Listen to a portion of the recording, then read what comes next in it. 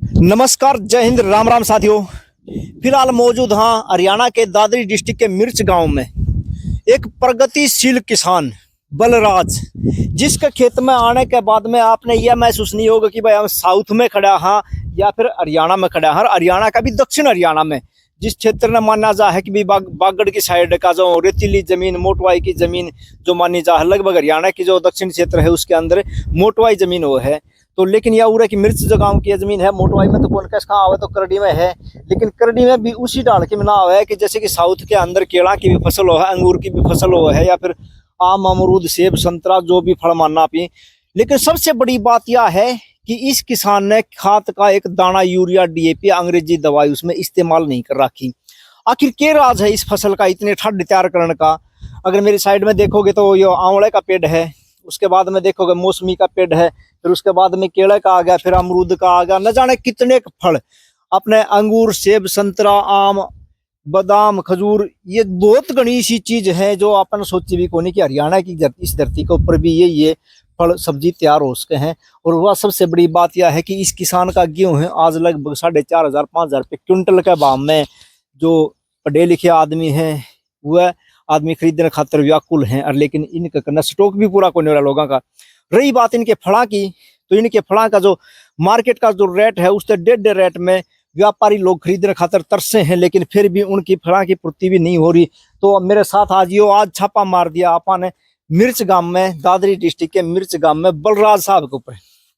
बलराज जो प्रगतिशील किसान है उसका घर ने छापा मार दिया, और उसका पूछांगे इस काला राज के बारे में कि भैया कितने यह दवाई लेके आए हैं, ये खाद खुद कितने तैयार करे हैं, और इतनी महंगाई, जैसे कि गेहूं का रेट मान लो तो 2223 रुपये क्विंटल प्रति क्विंटल के हिसाब से है, लेकिन भाई साहब के करने ढाई बताऊं सॉरी 4,500 तक ये ऊपर का भाव में लोग गेहूं खरीदने खातर तरसे हैं, लेकिन लोगों की पूर्ति नहीं हो रही। वो बात आओ तो सब्जी की हो या फल की बात हो, जो मार्केट में रेट है उससे 1.5 रेट देने खातर तैयार हैं, और लोग न्योरा काट रहे हैं कि जी हमने दे दो सब्जी और फल, लेकिन उड़े भी पूर्ति नहीं हो पा रही।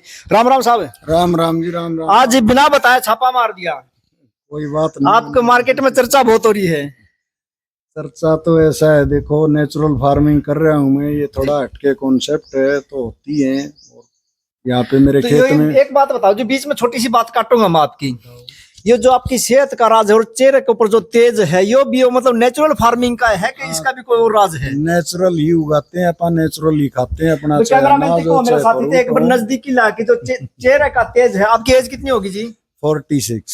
46। यानी कि 40 साल की उम्र में अगर देखी जाए तो आज के दिन 35 साल का जो युवा है उसके भी मतलब चेहरे पे झुर्खियां वगैरह पड़नी शुरू हो जाए, काले धब्बे हो जाए। लेकिन भाई साहब जो बलराज भाई साहब है हमारे साथ, उनके अगर चेहरे की अभी देखा जो तेज है, जो चमक है, वह एक अलग ही देखने में मिले है।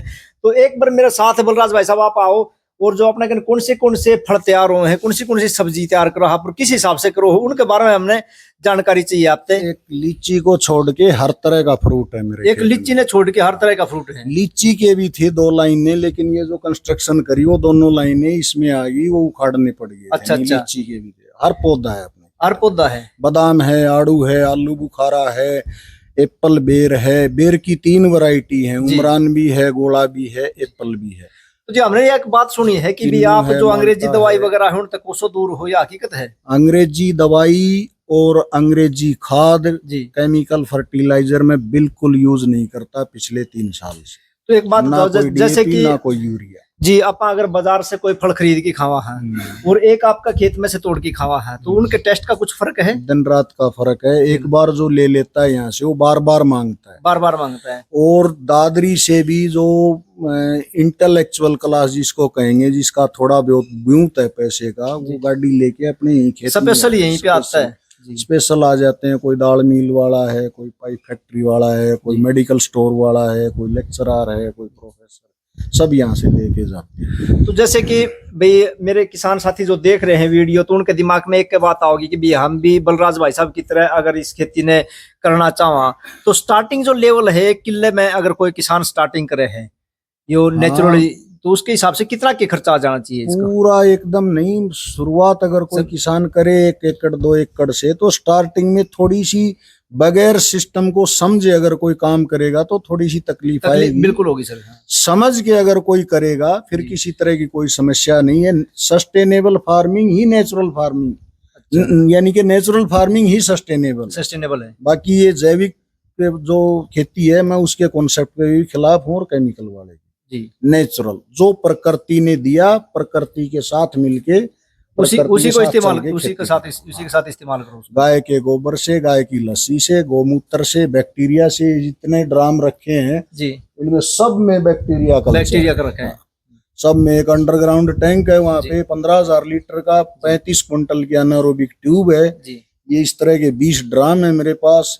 4,000 लीटर के फर्म में 2,000 लीटर का वो टैंक है उधर खड़ा। पूरे खेत का 7 एकड़ में मेरा बाग है। 7 के 7 एकड़ का बैक्टीरिया में एक बार में ही तैयार कर दिया। जैसे कि अगर मोटा मोटी में एक बात कहें तो जो चीज किसान वेस्ट करता है उन्हीं चीजों को आप इस्तेमाल करते हो। जैसे कि लस्सी होगी भाई, जो खट्टी लस्सी होगी बच गई, आपने फेंक दी वो कहीं भी, उसी को फार्मिंग में वो बड़े काम की नेचुरल फार्मिंग में वो काम कर रही है।